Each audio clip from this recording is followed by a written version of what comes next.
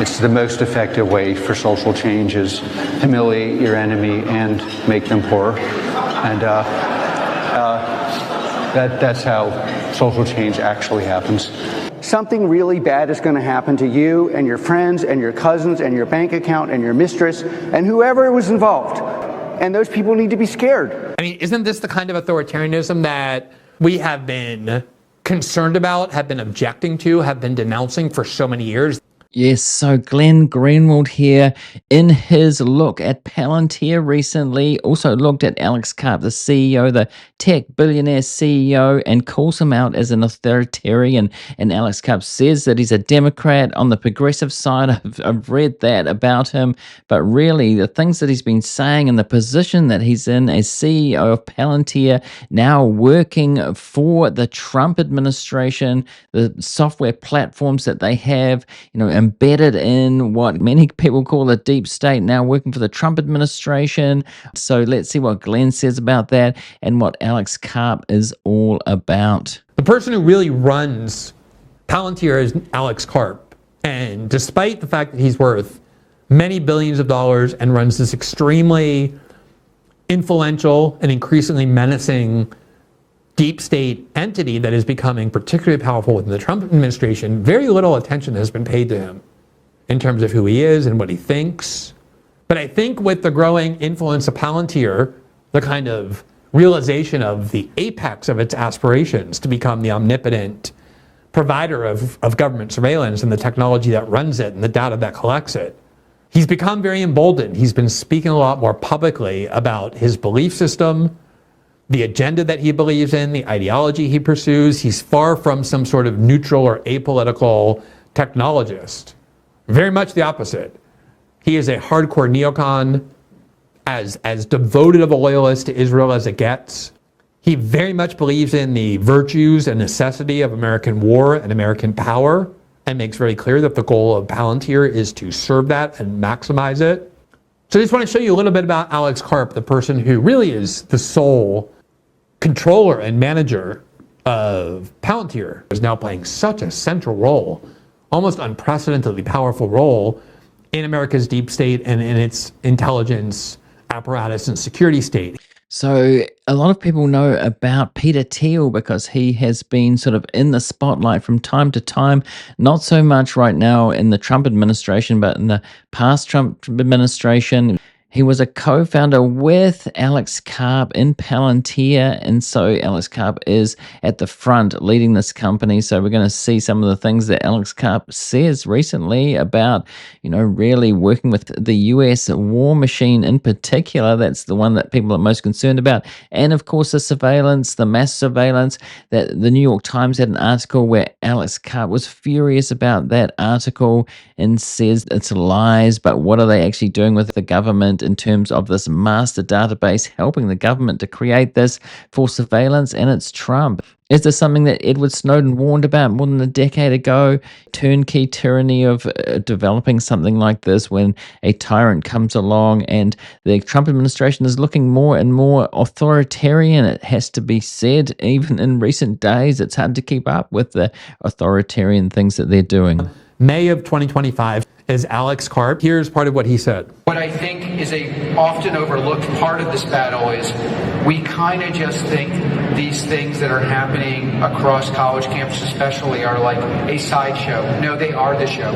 Because if we lose the intellectual debate, you will not be able to deploy any army in the West ever. Okay, so he's talking about the pro-Palestine protest there, or anti-Israel, what's happening in Gaza, the G words. I'm not going to say it here because the algorithm seems to not like it. Google's AI does even admit that.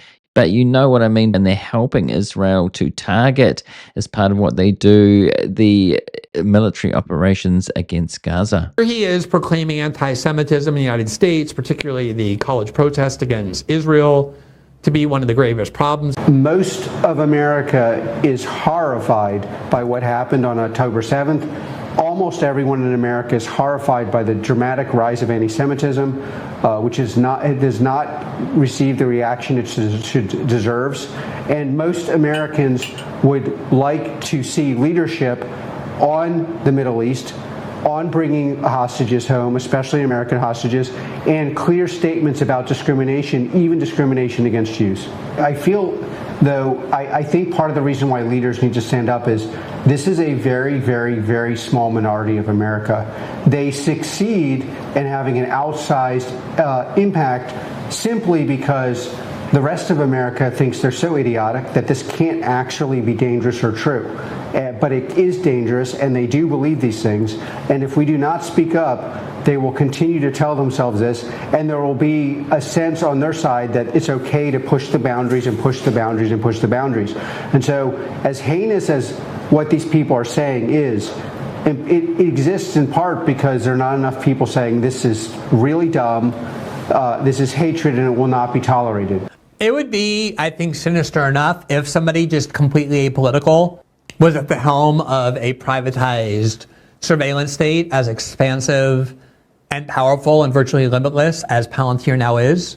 But to have somebody who views protest movements against a foreign government to which he's loyal, Israel, harbor so much contempt and so much hatred for the people who are those protesters, does it seem like he's somebody who is inclined to use this surveillance power or in this data in very neutral and apolitical ways? Or do you think he's somebody who feels so passionately about things like Israel that that information in his hands would almost certainly be weaponized against those who he thinks are advocating an ideology that he regards as evil or dangerous? I think the question to ask the question is to answer it.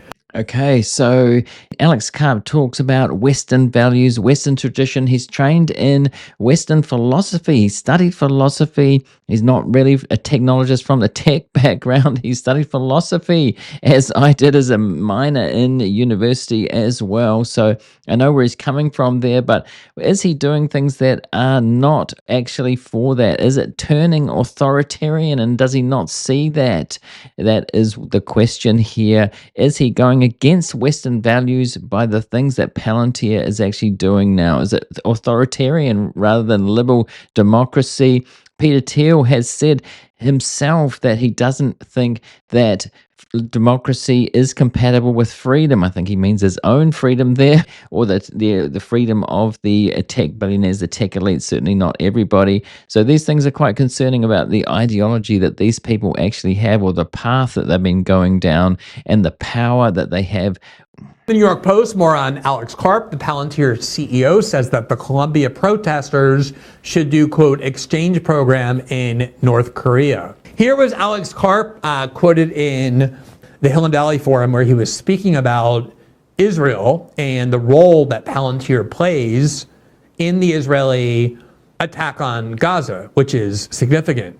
And he was asked basically, what about the role you're playing and the number of civilians being killed? And here's what he said. This was in April of 2025. That a few people get wealthy, and if you said platitudes that were obviously stupid, you could... You're getting wealthy off of killing Palestinians. With Palantir kills Palestinians with their AI and technology. Oh. You're killing my family in Palestine. Yeah. And, you know... What kind of person are you? How do you sleep at night? Well, if you... Shame on you. Do you want to hear my answer? Sure, go ahead. Okay. So, I think the primary cause of death to Palestinians... That's not funny. Okay. Do you want to hear the answer, or do you want to yell? For no reason. Well, you don't want to hear an answer? I want to hear Obviously. So the primary source of death in Palestine is the fact that Hamas has realized that there are millions and millions of useful idiots that will... using that excuse. This is why you don't get a platform to speak.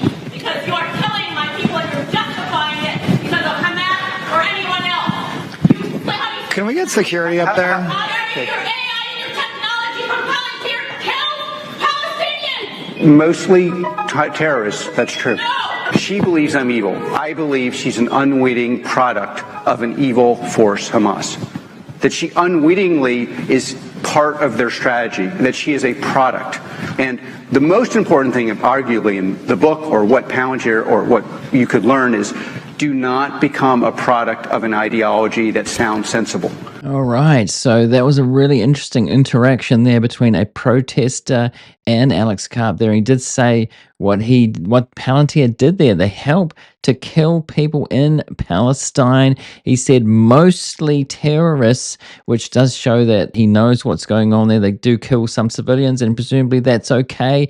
And you know what's happening now? The G word, you know what I mean there, becoming more and more accepted. More countries, more governments are calling out Israel for what's going on there.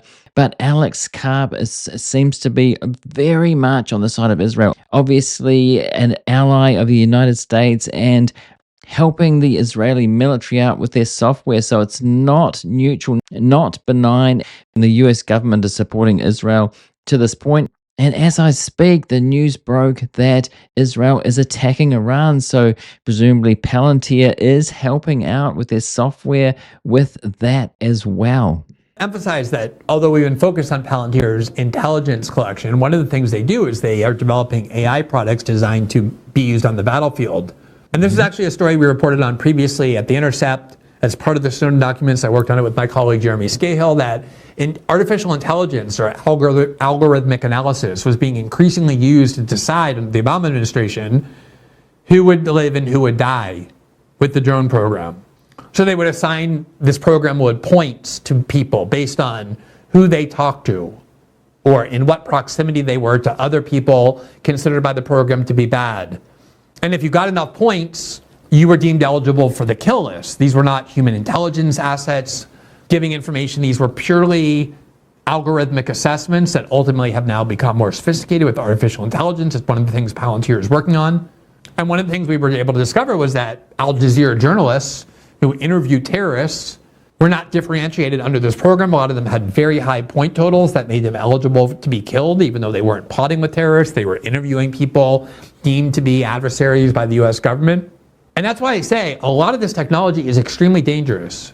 It doesn't mean we should ban it. Probably other people are developing it, but you need serious safeguards on it to make sure that it's not being abused or pursued for political ends. And here you see somebody who's as politicized, who's as loyal to a foreign country and therefore antagonistic to those who criticize the foreign country in the United States as you could possibly imagine. And he's the person amassing this massive power, not just of information, but also increasingly of military weaponry. So he did mention journalists there as part of that. And it is reported that over 200 journalists have been killed in Gaza. Alex Karp talking about mostly terrorists being killed. That's plainly not true, and more people are realizing, what's happening in Gaza, the mass killing that's going on there, and Palantir is involved with that. That protester really speaking up there where she could in that forum. People were laughing nervously about that, and there are a lot of investors in Palantir, retail investors who they do court. The company courts them. I think they might be paying some podcasters at this point. I don't know that for sure, but I think that's the case.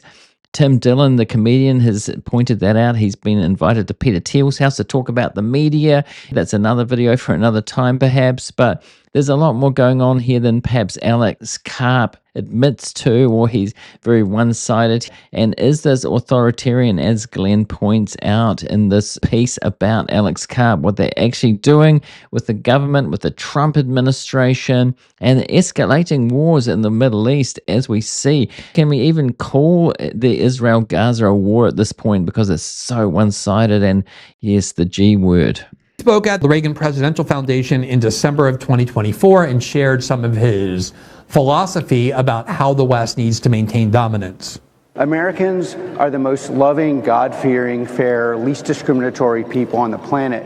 And they want to know that if you're waking up and thinking about harming American citizens, or if American citizens are taken hostage and kept in dungeons, or if you're a foreign power sending fentanyl to poison our people, something really bad is going to happen to you and your friends and your cousins and your bank account and your mistress and whoever was involved. And when Americans are spending $1 trillion on defense, what I want and what I think my peers want is, why are these people keeping our citizens hostage, torturing our people, attacking our allies, maligning us in what was once called the United Nations, basically a discriminatory institution against anything good? We need to stand up, and those people need to be scared. And that's why this conference is so important, because we have the best products in the world, and we cannot have parity. Our adversaries do not have our moral compunction. If it's even, they will take advantage of our niceness, kindness, our desire to be at home in Nebraska or New Hampshire or wherever. So people like Alex Karp are very benevolent, very, very, very kind, very loving, very considerate, very fair. But the people who think differently than him, those are monstrous people. They live without ethics. And as a result, we need to make sure that we develop the intel programs and the weaponization programs to keep the people who we regard as adversaries in fear of us. And it's pure James Bond villain talk, sociopathic talk, which you could dismiss if not for the fact that he really is in a position where he's able to oversee the programs that will actually do that. So that is interesting again, because he's talking about adversaries.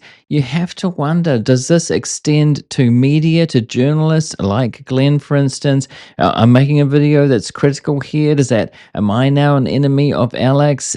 Alex, are you going to do those things to me, to my family, all those things that you mentioned there? Or is it just to enemies who want to harm US citizens? Does it extend beyond that, though, with the power that he has, the reach that he has? It has to be said, Glenn had a video, a smear, released in the last couple of weeks about him, which hasn't affected his career, but surely that was the intention. Don't know who that was. I'm not suggesting that had anything to do with Palantir, but is it things like that? This is exactly the kind of thing that Alex is talking about, that they could do to their enemies. If he's authoritarian, how far does this go? Would he do that to his enemies, Palantir's enemies? How far does that extend to what they're doing, to keep the adversaries in fear? Do their adversaries include the media? They certainly do with Peter Thiel. If you're old enough to remember Gawker, which was a Silicon Valley sort of gossip rag that outed Peter Thiel as gay when he wasn't out yet. They said it was an open secret. I'm not saying that was a good thing to do, but he basically destroyed Gawker through legal means, suing and so forth. That doesn't exist anymore, and nothing really like that has existed since. So he was successful to that. Peter Thiel does not like the media, but he's funding right-wing media, and Palantir's in a position to really do some harm to their adversaries. You see my point here. Here's a little bit more of him talking about how he thinks social change of the kind that he wants in the United States should be effectuated. He's speaking at the Economic Club on May 22nd. And as I said, he's becoming more emboldened in speaking out publicly about just how extremist his ideology is, just how politicized he is after years of kind of obscuring and hiding and remaining a mysterious figure. Here he is talking about how he wants to effectuate the social change he believes in. It's the most effective way for social change is humiliate your enemy and make them poorer. And that's how social change actually happens. So the way social change happens is that you take the people you disagree with, your enemies, and humiliate them, and you make them poorer. He was talking before about how if you're against him, how if you believe in a cause he doesn't believe in, he thinks that not only you, but your family and your mistress all should be revealed and should be punished. They should have their bank accounts taken away. I mean, isn't this the kind of authoritarianism that we have been concerned about, have been objecting to, have been denouncing for so many years? The idea that if you have beliefs that people in power dislike, that you can have private information about you disclosed to humiliate you, that you can have your bank accounts stripped from you, that basically dissent can be crushed. And that's what he's saying, is that we need to make sure that people who dissent live in fear of what we can do to them. This is who Alex Karp is. Yes, so does that extend to adversaries, enemies within the borders of the US, like domestic mass surveillance, what Edward Snowden was talking about, surveilling people? Does it extend to allies of the US? I'm in a country that is an ally of the US, a close ally in that Five Eyes network that was talked about back then. It's not just like, as the people say who are supportive of Palantir, mostly retail investors or investors that say it's just a platform. They haven't got access to the data. They don't have the power to do the things that people say that they can do. But clearly they have an ideology here, a strong ideology. Both Peter Thiel and Alex Karp, the CEO, has a clear ideology. He says it's about Western values. But when those Western countries, Western governments start to act in an authoritarian way, are they going to withdraw their software and say, no, enough is enough, this is getting too authoritarian or fascistic, we're not going to give our software, or is there just too much money involved? And is their ideology actually going along with that? So let me know what you think about in the comments now that you know more about Alex Karp and what he thinks, and give your thoughts on Palantir as well. Now, I think there's some bots in the comments who just say buy Palantir stock. It has gone up a huge amount, so people are kind of blinded by that. A lot of people are blinded by that and say they don't really care about the ideology or what they might be doing, or saying no, they're not doing that. With the stock going up 400, 500%, people do get kind of blinded by that, I think. So let me know what you think about Alex Karp and Palantir, and any other thoughts of what you've seen. And right now I'm going to put a related video right there. Do go and see that now to a previous Palantir video, and also a subscribe link on screen. Do subscribe if you haven't already to get more of these kinds of videos from me in the very near future.